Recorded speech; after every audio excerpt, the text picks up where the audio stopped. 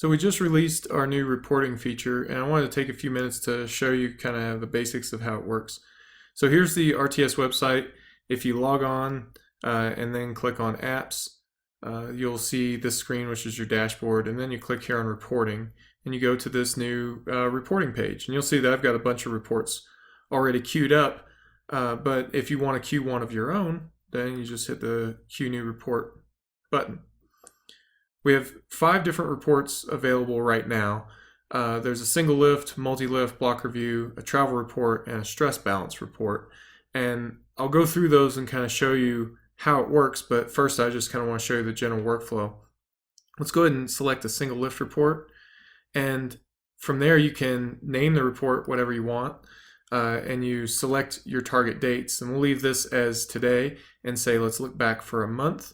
And you can select whatever lift you like. So let's select bench press because everybody likes to bench, and select next. Verify that all your parameters are correct and hit queue. Now at this point your report's going to drop into our queue, and it's going to process. When it's finished processing, it'll transition to complete, and you can check back for that here. The transition time is going to depend a little bit on the server load and the size of the report you queued, but you can expect it to be about a minute, give or take.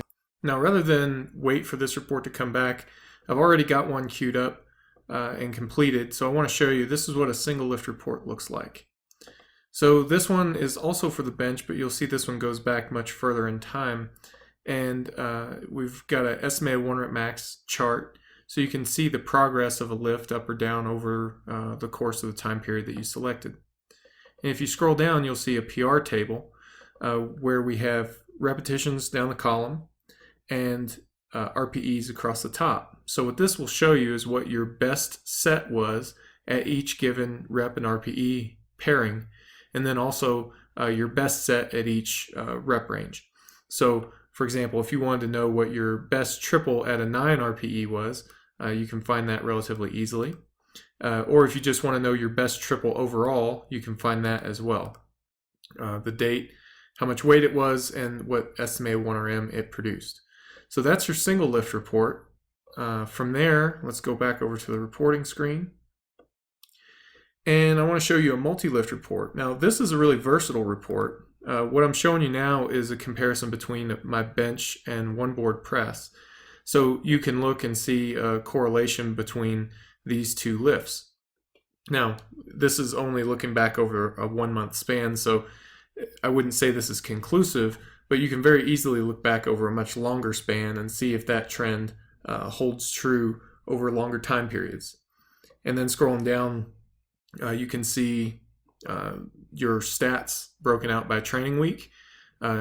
All these different stats across here, and if you hover over certain ones, you'll get a tooltip that helps you to understand what that statistic is measuring and how you can make use of it. Scrolling down even further, you see that the intensity is, or the repetitions are broken down by intensity zone for each training week. So you can see that, for example, in the week of October 30th, most of my training intensity in the bench press and one board press was done in the 86 to 90% zone. Now that may not be critical information for these particular exercises, but I'll show you another report where that gets to be a lot more interesting. If you do a multi-lift report for all of your exercises, first of all, you can chart that, and then you can also, you can chart up to 5 of the lifts at any given time, and if you want to change any of that out, let's say, okay, dumbbell press, that's not very interesting, but I want to see pull-ups in there, and then redraw, and then you can have your chart display whatever lifts that you want it to display. The multi-stats and the intensity zone breakdown becomes a lot more relevant at this point because it's got a lot more data in there, and you get a much better characterization of what was going on training-wise during this period of time. Another report that we can do, and this one's probably my favorite so far, is a block review. I'll pull up this block review. First up, you see a chart of your 1 rep max, and these are your competition exercises, and you can select squat, bench press, or deadlift. and get a really clear idea of what happened to that lift during the course of the block. And then scrolling down, you get a snapshot of your progress, where you were at the start of the block, where you finished the block, and then the change. This table is pretty interesting, this all lift density data table. We've got every exercise that you did in the training block down this left-hand column, and then repetitions across the top. The color of the dot represents how many sets you did at that rep range. So if we look at bench press, for example, we can see that orange is in the 3 rep column, meaning that compared to the other rep ranges that I did for the bench press, I did more sets at 3 reps than I did anywhere else. So if I click on that, then it shows me even more information. I can tell that I did 15 sets. I can tell what my lowest, highest, and average load were, and also the same information for my RPEs. So at a glance, this lets you get a good idea of what exercise characterizes this training block and what intensity they were trained at. Scrolling down even further, you see stress index by category. I can tell you how much training stress I did on each of the dominant movement patterns, and that's useful in planning future training cycles. You can queue up these block reviews for each of your developmental blocks and pretty easily see which ones resulted in the best improvements. And then once you've found the ones that resulted in good improvements, you can then compare them both in terms of exercise and intensity, and even in terms of training stress, and figure out what your body responds best to. We'll be doing more videos soon on block reviews, but the next report I want to show you is we're calling it a travel report.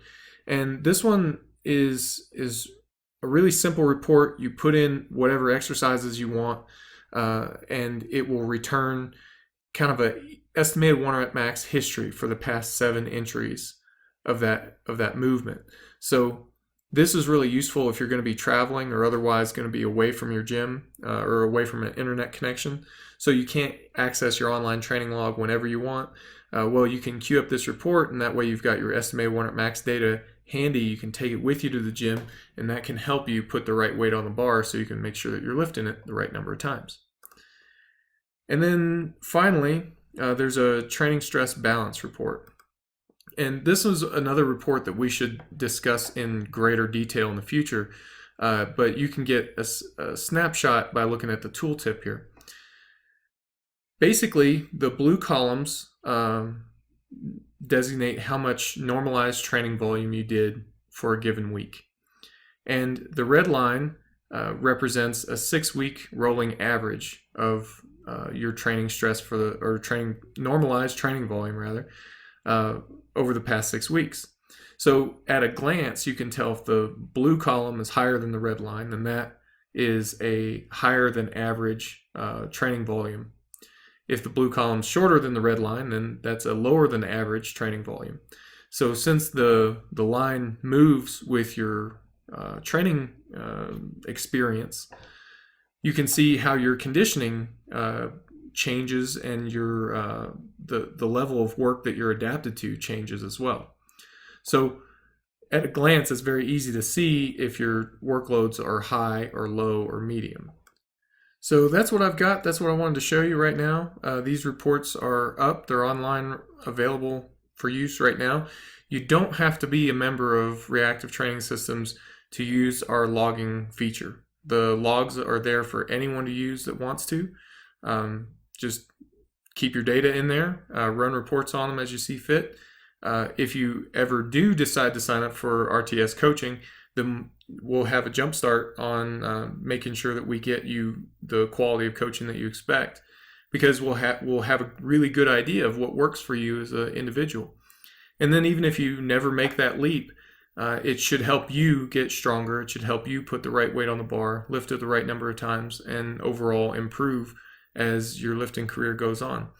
Hope you enjoy it. Hope you enjoy these reports. I'll be posting more information about how to use them, and kind of some details about how to dig into this stuff as time goes on. Thanks for watching. Talk to you guys next time.